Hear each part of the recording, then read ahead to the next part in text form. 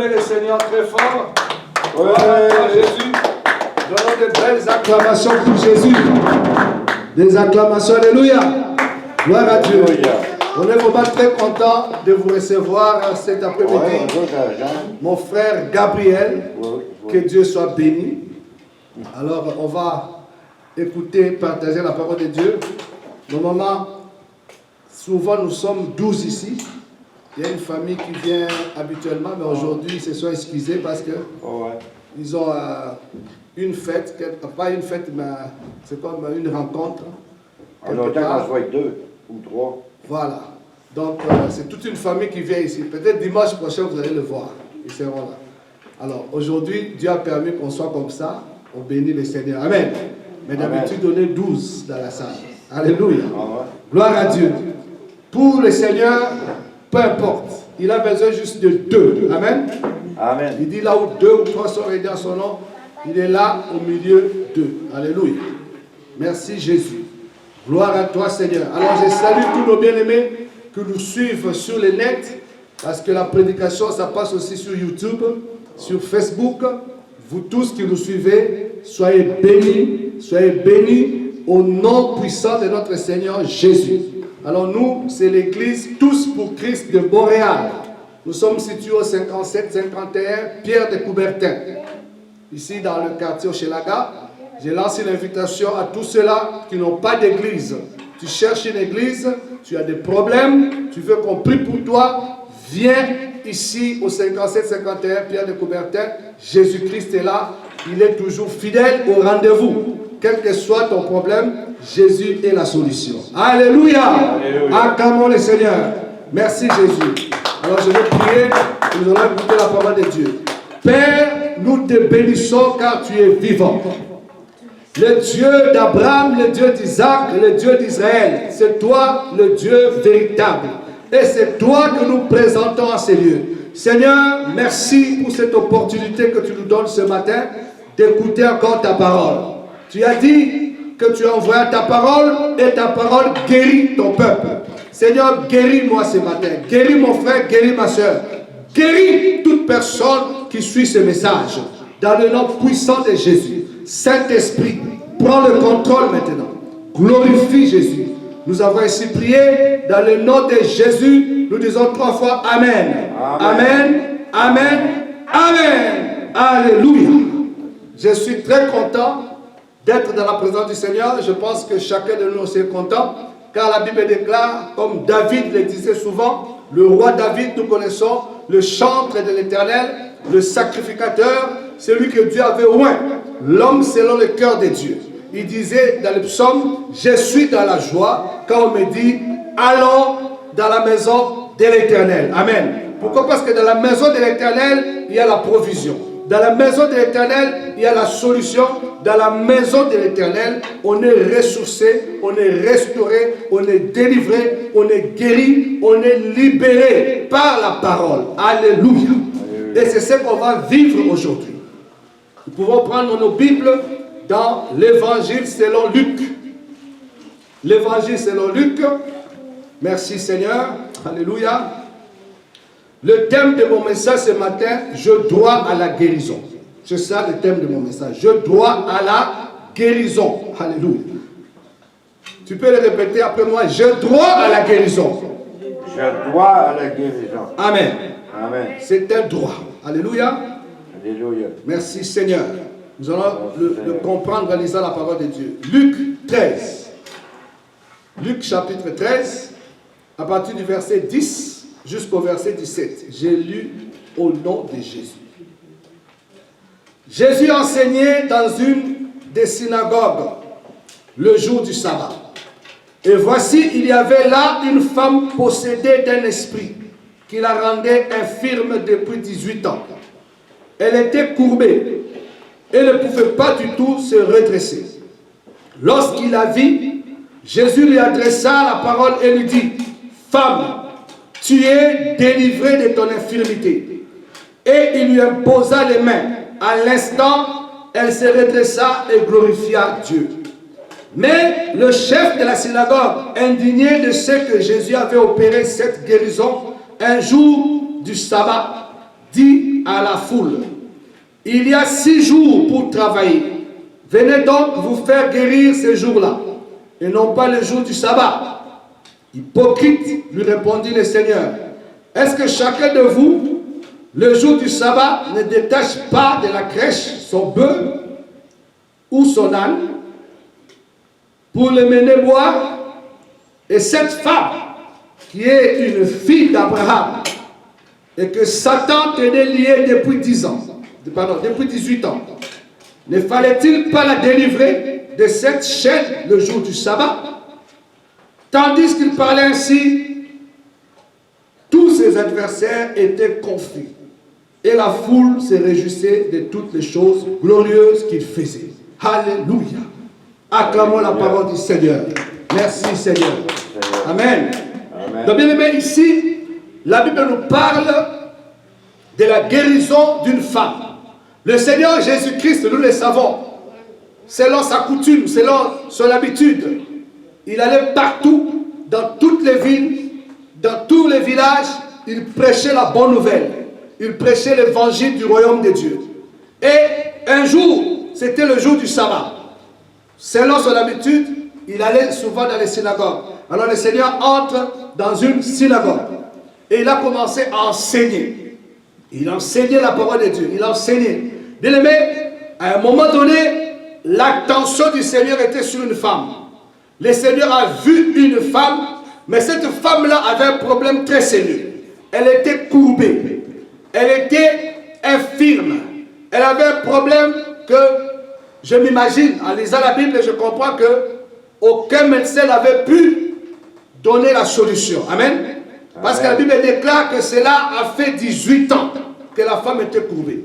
Bien aimé, mettons-nous un peu dans la peau de cette femme-là. Comme on dit ici au Québec, dans les souliers de cette femme. À la place de la femme. Que tu sois courbé. L'état déjà d'être courbé, ça démontre que tu vas être invalide. Je m'imagine que cette femme-là ne pouvait pas vaquer à ses occupations normales. Elle ne pouvait pas aller travailler. Elle ne pouvait pas profiter de la vie. Parce qu'elle avait un problème, une infirmité. Et cela n'a pas duré un jour. Ça n'a pas duré 2 jours, 18 ans. Toute une vie. Alléluia. Donc c'est une femme qui était vraiment dans une situation difficile. Qui était dans une situation honteuse même, je peux dire. Imaginez, la femme, je peux dire, c'est le symbole un peu de la beauté. Parce que quand on parle d'une femme, on voit la beauté. Quand Dieu a créé toutes les choses, la dernière créature de Dieu, c'est la femme. Alléluia. Et la femme a été tirée où? Pas de la poussière, attention. La femme a été tirée des côtés, aux côtés de l'homme. Amen. Donc c'est pour dire que c'est une créature bien finie. Une créature merveilleuse de Dieu. Alléluia. Alléluia. Alors, imaginez une femme infirme. Je me pose même la question, est-ce qu'elle avait un mari? La Bible n'a pas signalé. Mais ça pouvait être aussi un handicap pour elle de se marier. Amen. Parce que la situation dans laquelle elle était, c'était une situation non seulement honteuse, mais une situation difficile, une situation qui ne lui permettait pas de vivre comme toutes les femmes. Donc elle était bloquée. Sa vie n'avait pas vraiment de valeur. Mais gloire soit rendue à notre Dieu. Alléluia. Cette femme-là, la différence c'est qu'elle allait dans les synagogues. Elle allait dans la synagogue. Amen. Voilà pourquoi j'encourage beaucoup de gens qui sont dans leur maison. Il faut aller à l'église. Parce qu'à l'église, il y a la solution. Amen. Amen. Jésus est dans l'église et il opère des miracles. Nous allons le comprendre encore avec l'histoire de cette femme. Donc je disais que le Seigneur était en train d'enseigner. C'est ça qui se passe à l'église. Parce qu'il y a beaucoup de gens qui se posent la question, mais qu'est-ce que je vais aller faire à l'église? Bien aimé, quand tu viens à l'église, dans la maison de Dieu, c'est pour être enseigné. C'est pour écouter la parole de Dieu. C'est pour connaître Dieu. C'est pour connaître le Dieu qui t'a créé. Le Dieu qui a créé l'univers. Le Dieu qui a créé le ciel et la terre. Ce Dieu-là, il est bien vivant. Il existe. Amen. Amen. Et Jésus-Christ est ce Dieu-là. Alléluia. La parole de Dieu déclare que Jésus est venu pour nous montrer le véritable. Et il est lui-même dans le véritable. Et c'est lui le Dieu véritable. Alléluia. Le Seigneur enseignait et la femme suivait les enseignements. Et tout d'un coup, le Seigneur l'a vu. Bien aimé, je comprends ici que l'attention du Seigneur a été attirée non seulement par la femme, parce que c'était une femme qui ne pouvait pas attirer quelqu'un. Amen. L'attention du Seigneur était sur sa foi. Alléluia.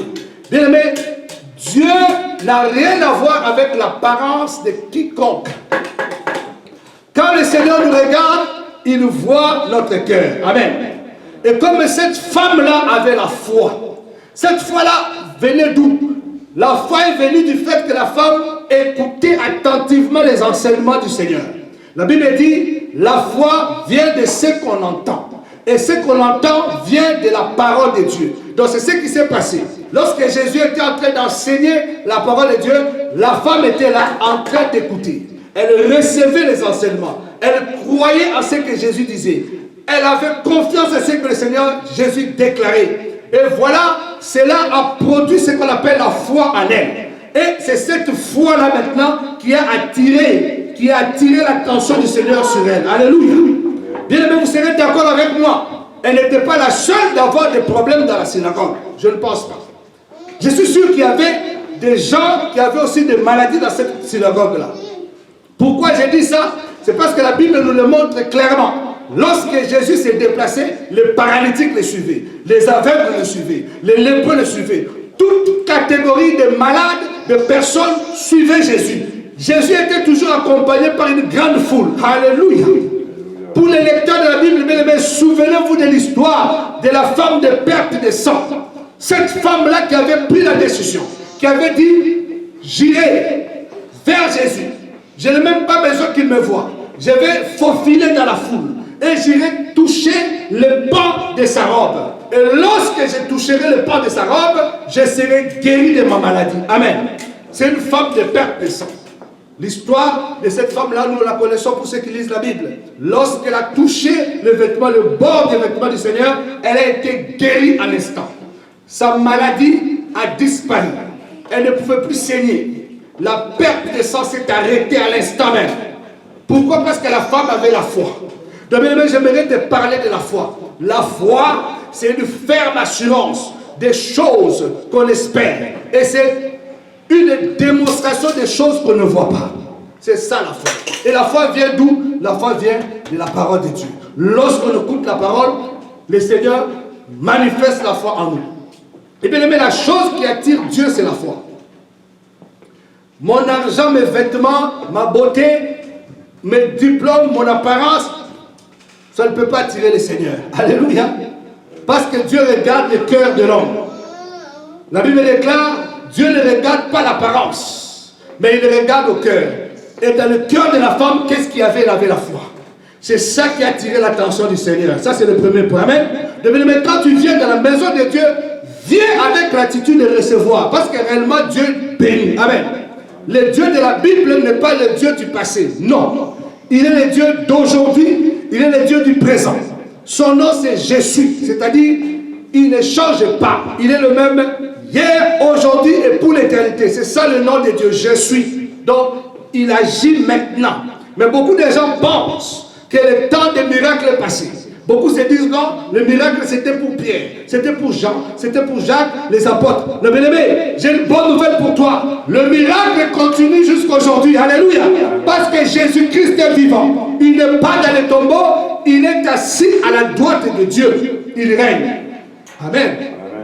Le Jésus dont je vous parle, il est présent en Seigneur. Il est même présent en toi, toi qui as cru en lui. Alléluia. Donc cette femme-là, elle venait dans la synagogue, elle était une fidèle. Mais voilà qu'elle avait un problème. Donc c'est pour dire que beaucoup de gens aussi viennent dans nos églises. Nous venons de l'église avec des problèmes. Et souvent nous rentrons avec ces problèmes. Mais aujourd'hui, le Seigneur te rassure que ton problème va trouver la solution. Alléluia. Seulement, bien aimé, est la foi. C'est ta foi qui fera la différence. C'est ta foi qui fera que Dieu réponde à tes besoins. Parce que quand on vient à Dieu, on doit venir avec la foi. Et la Bible déclare que Dieu aime celui qui a la foi. Hébreu déclare, celui qui a la foi est agréable à Dieu. Alléluia. Donc ça veut dire que celui qui n'a pas la foi n'est pas agréable. La foi, autrement dit, c'est la confiance en Dieu. Faire confiance, croire que Dieu est capable de faire. Croire que Dieu est capable de tout faire. Alléluia. La Bible nous dit, rien n'est impossible à Dieu. Rien. Et tout est possible à celui qui croit. Bien, mais qu'est-ce qui peut être impossible à notre Dieu? Le Dieu qui a créé la lune. La lune, nous voyons la lune suspendue dans l'atmosphère. Il a créé le soleil. C'est lui qui a tout créé. Il a créé les eaux, la mer. Il a créé les animaux. Il nous a créé, nous, les humains. C'est Dieu-là qui a tout créé, rien que par sa parole. Il est capable de tout faire. Alléluia. Aujourd'hui, je peux donner un exemple. Si tu as par exemple une voiture Toyota, si elle tombe en panne, tu ne vas pas t'inquiéter. Tu vas tout de suite aller au concessionnaire.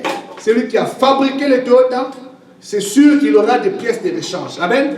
C'est la même chose avec nous, bien-aimés. C'est Dieu qui nous a créés. Alors, s'il y a un problème dans ton cœur, que ce soit le cancer, je ne sais pas quel est ton problème. Peut-être que tu vas dire non, la femme là, elle avait l'infirmité, elle était courbée. Mais moi, c'est le cancer. Non, moi, c'est la Covid-19. Moi c'est pas moi, le sida. Moi, c'est telle maladie. Bien-aimé, laisse-moi te dire que le nom de Jésus est au-dessus de tout le nom. Amen. Le nom de Jésus est au-dessus du cancer. Le nom de Jésus est au-dessus du sida. Le nom de Jésus est au-dessus de Covid-19, de toute maladie que tu peux citer. La Bible déclare que le nom de Jésus-Christ a été souverainement élevé au-dessus de tous les noms, de telle façon que tout genou fléchit devant le nom de Jésus. Alors lorsque je suis en train de prononcer ce nom, tous les démons, des maladies sont en train de trembler. Les esprits qui t'ont lié sont en train de trembler. Et bientôt, ils vont céder. Ils vont libérer ton corps. Tu seras guéri au nom de Jésus. Alléluia.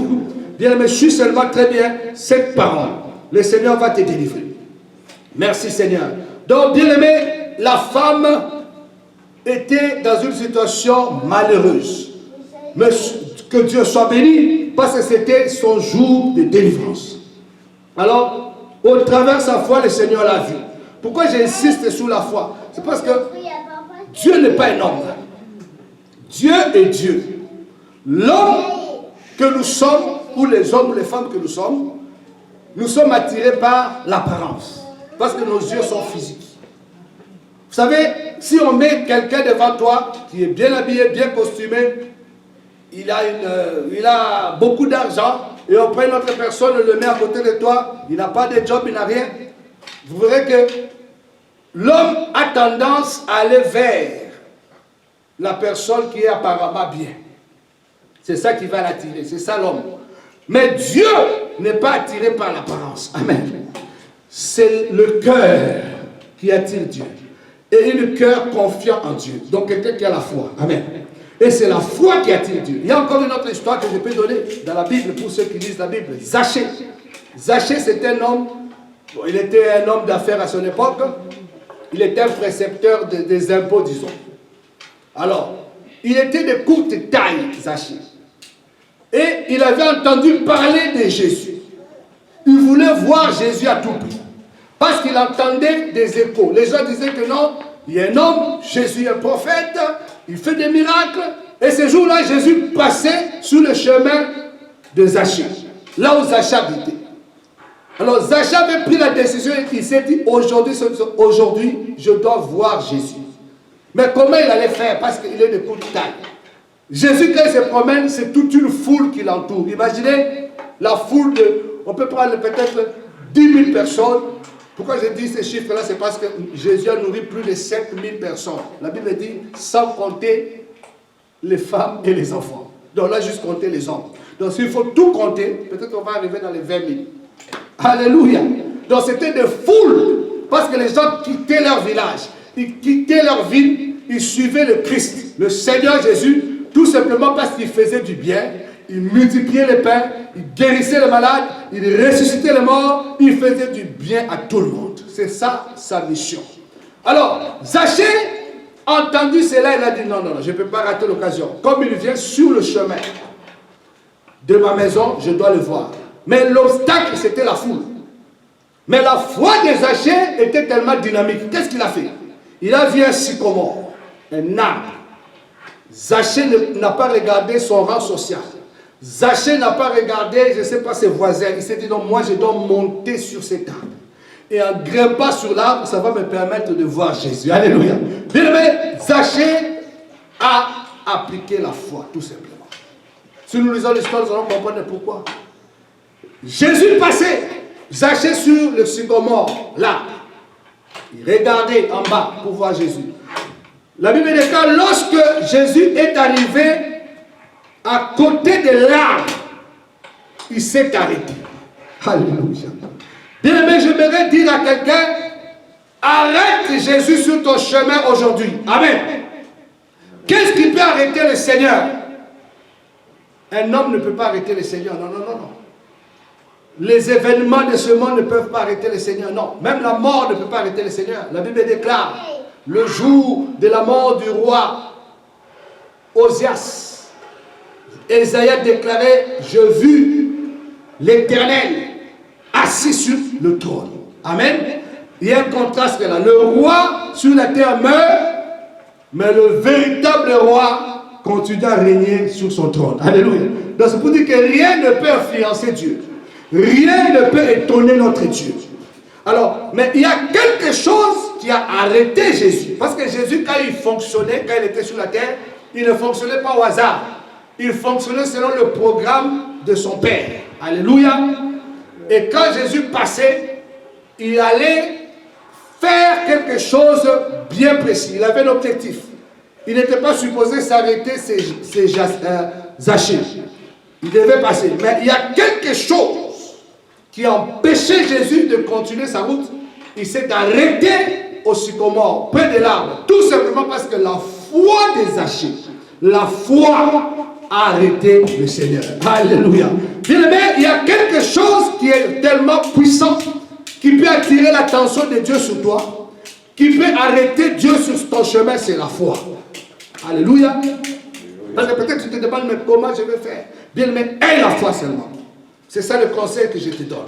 Pour accéder aux choses de Dieu, pour saisir la bénédiction de Dieu, pour toucher Dieu, tu as besoin de la foi. Amen. Parce que la foi, c'est ça qui impressionne Dieu. Alors Jésus s'est arrêté au sycomore, il a levé sa tête, il dit, Zachée, je m'aimerais entrer dans ta maison. Je veux souper avec toi. Alléluia. Et la Bible déclare que le salut est entré dans la maison de Zachée. Zachée a été sauvé. Amen. Tout simplement parce qu'il a eu la foi. Et la foi que lui il a manifestée, c'était une foi active. Et cette femme-là aussi a manifesté la foi. Si nous revenons au texte que nous avons lu dans Luc, la femme qui était courbée, elle écoutait la parole, les enseignements, et cet enseignement-là a engendré la foi en elle. Et c'est cette foi-là qui a attiré l'attention du Seigneur sur elle. Parce que je me répète, il y a beaucoup de gens qui avaient des problèmes dans la synagogue, mais Jésus ne les a pas vus. Amen. Il a vu la femme.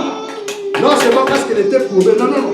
C'est parce que son cœur était disponible à recevoir de Dieu la guérison. C'est ça la foi. Son cœur était prêt à être libéré. C'est ça la foi. Amen. Lorsque tu t'attends à Dieu, lorsque tu écoutes la parole de Dieu bien-aimé, écoute-le avec une attitude de recevoir. Et certainement Dieu va te donner ce dont tu as besoin.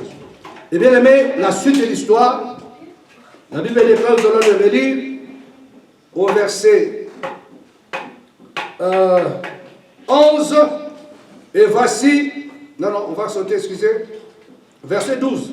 Lorsqu'il a vu, donc c'est le Seigneur qui a vu la femme, Jésus lui adressa la parole et lui dit, femme, tu es délivrée de ton infirmité. Alléluia. Pourquoi? Parce que la femme avait la foi.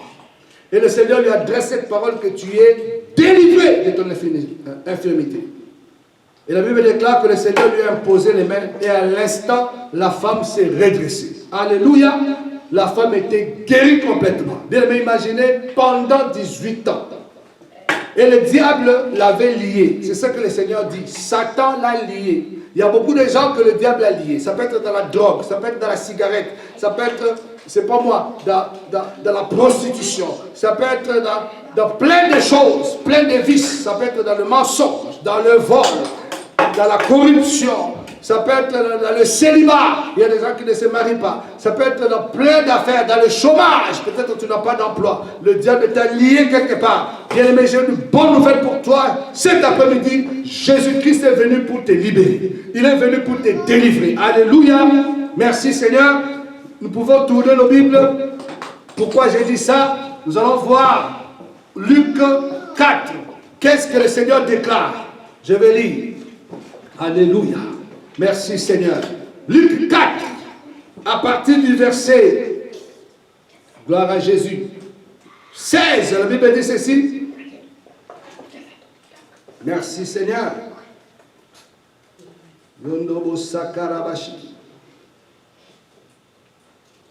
Il s'est rendu à Nazareth, où il avait été élevé. Là, on parle de Jésus. Et selon sa coutume, il entra dans la synagogue le jour du sabbat. Il s'éleva pour faire la lecture. Et on lui remit le livre du prophète Ésaïe. L'ayant déroulé, il trouva l'endroit où il était écrit: L'Esprit du Seigneur est sur moi, parce qu'il m'a oint pour annoncer une bonne nouvelle aux pauvres. Il m'a envoyé pour guérir ceux qui ont le cœur brisé, pour proclamer aux captifs la délivrance et aux aveugles le recouvrement de la vue, pour renvoyer libres les opprimés, pour publier une année de grâce du Seigneur. Ensuite, il roula les livres. Il les remit aux serviteurs et s'assit. Tous ceux qui se trouvaient dans la synagogue avaient les regards fixés sur lui. Alors il commença à leur dire: Aujourd'hui, cette parole de l'Écriture que vous venez d'entendre est accomplie. Alléluia. Bien-aimés, c'est Jésus qui est l'accomplissement de la parole de Dieu. L'accomplissement de la loi. À la croix, il a crié: tout est accompli. Ça veut dire quoi? Ça veut dire tout simplement qu'il a vaincu les ténèbres. Il a vaincu le diable. Il a vaincu les péchés. Il a vaincu le monde. Et tout celui qui vient à lui est sauvé. Alléluia. C'est ça le message de la croix. Donc, bien aimé, c'est ça la mission du Seigneur qu'on vient de lire ici. Jésus est venu pour guérir ceux qui ont le cœur brisé.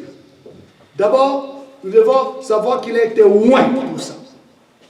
C'est-à-dire le Saint-Esprit de Dieu. L'Esprit de Dieu était en lui et sur lui. Pour faire la job, pour faire le ministère, pour faire le travail. Quel travail? Guérir ceux qui ont le cœur brisé. Annoncer la bonne nouvelle aux pauvres. La bonne nouvelle, c'est quoi? La bonne nouvelle est que Jésus-Christ est mort pour nos péchés. Il est ressuscité d'entre les morts. Si nous croyons en lui, nous sommes sauvés. Le ciel est ouvert. Alléluia. Nous n'allons pas passer dans les enfers, parce qu'il y a des gens qui vont aller en enfer, malheureusement, si tu n'as pas Jésus.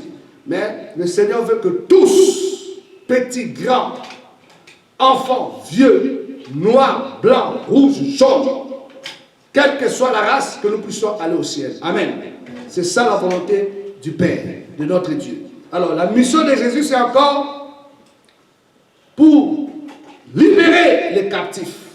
Délivrer les captifs, parce qu'il y a des gens que le diable est lié, comme je viens de dire. Il n'a pas de travail. Pendant des années, ce n'est pas normal. C'est un lien.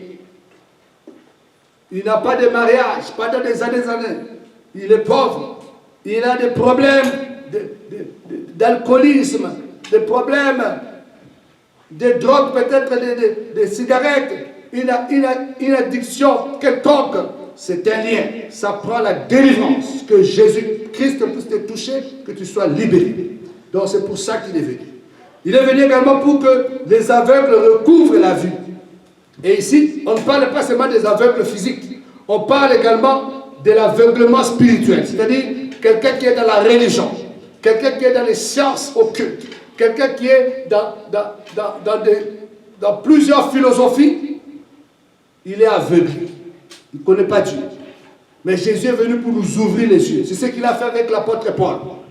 Il s'appelait Saul.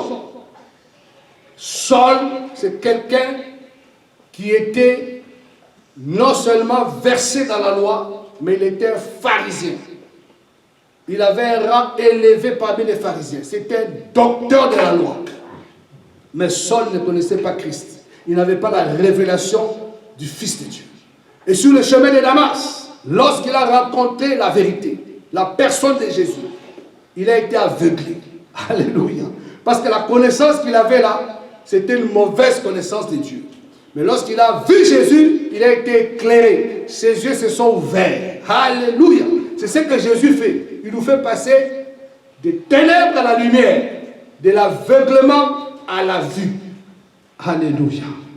Et non seulement qu'il est venu nous ouvrir les yeux, il est venu renvoyer libre les opprimés. Bien aimé, il y a beaucoup de gens qui sont dans la dépression. Beaucoup de gens qui veulent se suicider. Tout ça, c'est des œuvres du diable. C'est les œuvres des démons. C'est ce que le diable fait pardon. Il veut que l'homme se détruise pour qu'il aille tout droit en enfer. Mais Jésus est venu pour sauver tous ces gens-là. Alléluia. Et à la fin de compte, Jésus déclare et dit, il est venu pour publier une année de grâce du Seigneur. Donc nous sommes dans la dispensation de grâce. Ce moment ici-là, Dieu a répandu sa grâce sur toute la planète. La grâce de Dieu, c'est quoi? La grâce de Dieu, c'est le salut. La grâce de Dieu, c'est la vie éternelle en Jésus-Christ. Si tu crois en Jésus, tu es sauvé, c'est ça la grâce de Dieu. Tu n'as pas besoin de payer, tu n'as pas besoin de faire des œuvres, tu n'as pas besoin de t'efforcer, non. Tu as besoin juste de croire. C'est juste la foi que Dieu nous demande. Amen. Si tu crois, tu es sauvé. Alléluia. Voilà la mission du Seigneur Jésus. La Bible déclare dans Jean 10, 10, le voleur ne vient que pour voler, détruire, égorger. Le voleur, c'est qui? C'est le diable. C'est Satan.